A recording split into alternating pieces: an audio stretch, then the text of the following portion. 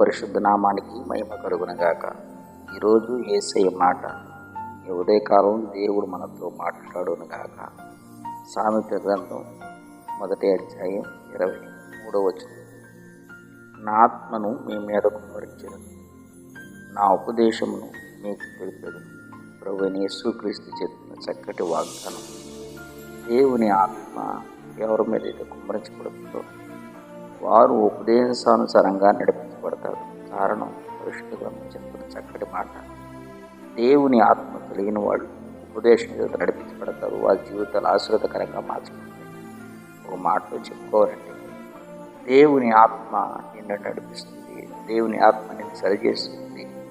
అదే సమయంలో ఉపదేశ క్రమంలో కట్టి నిన్ను నీ కుటుంబాన్ని ఆశీర్వాదకరంగా దేదీప్యమానంగా ఎదిగించగలిగింది యేసయ్య మాట. ఈ మాట నిన్ను బలపరచునుగాక.